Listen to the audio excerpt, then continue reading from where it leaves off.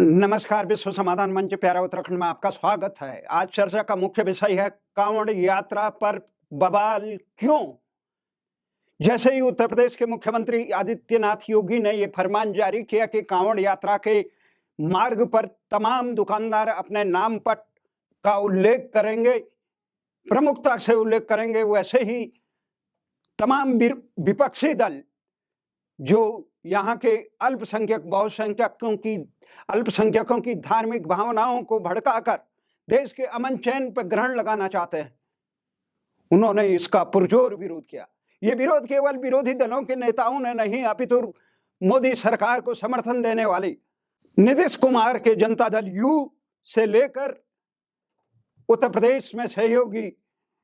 जैन की राष्ट्रीय लोकदल पार्टी ने भी इसका पुरजोर विरोध किया। यही नहीं, उत्तर प्रदेश में एक दर्जाधारी किन्नर ने अपने पद से इस्तीफा दिया। जहां उत्तर प्रदेश में मुख्य विपक्षी दल समाजवादी पार्टी के आका अखिलेश कुमार ने इसका पुरजोर विरोध किया, वहीं कांग्रेस ने भी इस में आग में घी डालने का काम किया। इससे पूरे देश में जो शांत वातावरण था, जो एक धार्मिक सौहार्द था कांवड़ यात्रा के समय, वो बिगड़ने की आशंका लग रही है। सवाल यह है कि कांवड़ यात्रा पर ये फरमान केवल अलोकतांत्रिक नहीं है, अन्यायपूर्ण नहीं है, तो फिर क्यों विपक्षी पार्टियां इस प्रकार के धार्मिक उन्माद को फैलाने के लिए कटिबद्ध हो रखी है? इसका मूल कारण है कि वो अंध तुष्टीकरण करके धार्मिक भावनाओं को, अल्पसंख्यक को असुरक्षा के भाव जागृत करके उनका भय दोहन करना चाहती है। जहां तक ये सवाल है कि ऑल इंडिया मुस्लिम जमात के राष्ट्रीय अध्यक्ष शहाबुद्दीन रिजवी ने भी उत्तर प्रदेश सरकार के इस फरमान को न्यायोचित और तर्कसंगत ठहराया। उन्होंने कहा कि ये धार्मिक भावनाएं हैं, धार्मिक शुद्धता होनी चाहिए, इसमें राजनेताओं को किसी प्रकार का हस्तक्षेप नहीं करना चाहिए। जब मुस्लिम समाज के ये बड़े मौलवी ने इस प्रकार की बात कह रहे हैं, तमाम कट्टरपंथी तत्व पहले से ही देश के सामाजिक सौहार्द बिगाड़ने की कोशिश कर रहे हैं, पर उसके बावजूद कुछ बुद्धिजीवी लोग, कुछ देश प्रेमी लोग इस प्रकार की आवाज उठाते हैं, तो उसे देश के समाज में, देश के विकास में, देश के अमन चैन में एक मजबूती मिलती है। इसको देखा देखी उत्तराखंड के भी मुख्यमंत्री ने कांवड़ यात्रा मार्ग पर इस प्रकार का फरमान जारी कर दिया। हमारा यह मानना है कि कांवड़ यात्रा में ही नहीं, ये पूरे देश में इस प्रकार का फरमान जारी होना चाहिए। जो व्यक्ति जो काम करता है वो अपनी पहचान छुपा कर न करे। आखिर पहचान छुपाने से धोखा देने की किसके हित में बात हो रही, न देश के हित में। वहीं दिल्ली में जिस प्रकार से सभी दुकानदार, रेडी पटरी वाले जीएसटी का फार्म लगाते हैं अपनी दुकान के आगे, उसमें सारे नाम से लेकर उसका सारा उल्लेख होता है, दिल्ली में कोई बवाल नहीं मचाया गया। परंतु जिस प्रकार से उत्तर प्रदेश में खासकर योगी सरकार ने जो मजबूती से पूरे उत्तर प्रदेश में माफिया मुक्त से और अपराध मुक्त राज्य बनाने के लिए कटिबद्ध है, पिछले 7 सालों से उन्होंने अपने राज्यकाल में यह दिखा दिया कि अगर सरकार चाहे तो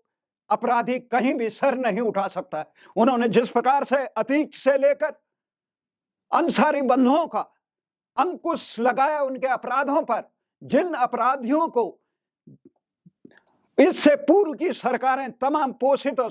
संरक्षित करती थी, उनके इशारे पे शासन प्रशासन चलता था, उनके इशारे पे आम आदमियों का जीवन बेहाल था। उस अपराधियों पे अंकुश लगा के जिस प्रकार से वहां कानून की व्यवस्था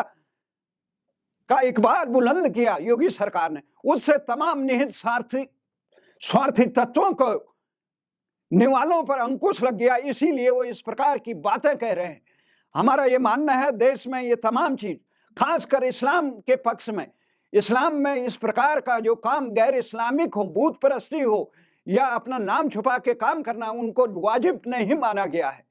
जब इस्लाम के तमाम समर्थक हलाल के उत्पादकों को बड़ी संख्या में आत्मसात करते हैं, उसका उपभोग करते हैं, उसको एक दिशा देने का काम करते हैं और उसका मांग करते हैं, तो उत्तर प्रदेश सरकार की ये नया फरमान कि कांवड़ यात्रा के दौरान इस प्रकार से जो नाम दुकानदारों को अपना नाम देना को उल्लेख करना चाहिए, उस पे आपत्ति करने वाले आपस में किसको धोखा दे रहे हैं। खासकर सावन यात्रा में, जो कांवड़ की यात्रा होती है वो धार्मिक यात्रा होती है, भगवान शिव को समर्पित होती है, बड़ी आस्था और बड़े समर्पण से तमाम श्रद्धालु इस यात्रा में जाते हैं। इसमें 80 साल के बुजुर्ग से लेकर 10 साल के बच्चे तक, महिलाएं तक, कई बार ये देखा गया है बड़ी विकट पद यात्रा करते हैं, कांवड़ यात्रा करते हैं, पूरी श्रद्धा से तमाम धूप प्यास सर्दी गर्मी इनको झेलते हुए वो अपने आराध्य भगवान शिव को पतित पावनी गंगा का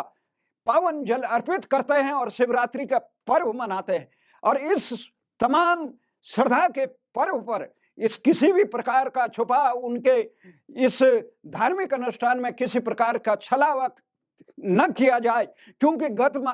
कई वर्षों में इस प्रकार के विवाद उठे कि कुछ इस प्रकार के तत्व नाम छुपाकर लोगों की धार्मिक भावनाओं से खिलवाड़ करते हैं। इसीलिए प्रशासन ने सजग होकर इस प्रकार की घटनाओं पर अंकुश लगाने के लिए कदम उठाया। यह कदम देश के हित में है और पूरे देश में इसका अनुसरण करना चाहिए कि छुपाव से कोई काम ना हो, तो अपनी आचरण शुद्ध हो और किसी प्रकार से दूसरों की भावनाओं को आहत ना हो। जब राजनीतिक दल एक तरफ तो बिहार से लेकर उत्तर प्रदेश में ये बात कर रहे हैं कि जाति के नाम पर जनगणना की जाए, दूसरी तरफ अपनी पहचान छुपाने के लिए काम कर रहे हैं, ये वही तत्व हैं जो देश के आम जनमानस को यहाँ की कानून व्यवस्था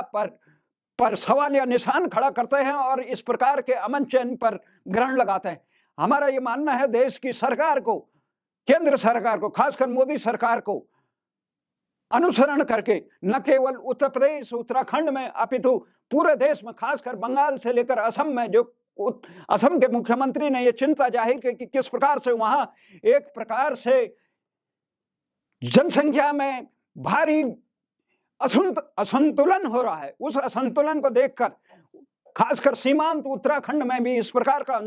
असंतुलन देखा जा रहा है। जिस प्रकार से हल्द्वानी जैसे प्रकरण हो रहे हैं, देहरादून से लेकर तमाम जगह जिस प्रकार से मजारें यकायक सरकारी जमीन पे बनाई जा रही है, वो न्यायोचित नहीं है। अपनी आस्था का प्रदर्शन, दूसरे की धार्मिक आस्थाओं का सम्मान करते हुए बहुत ही सौहार्दपूर्ण ढंग से होनी चाहिए। इसी आशा के साथ हम धन्यवाद देना चाहते हैं उत्तर प्रदेश की सरकार को, जो उन्होंने इस प्रकार का काम किया और उस सरकार की तमाम इस कठोर कार्रवाई को अनुसरण करना चाहिए उत्तराखंड के मुख्यमंत्री को, जो पूरा यात्रा धाम, चार धाम यात्रा में इस प्रकार के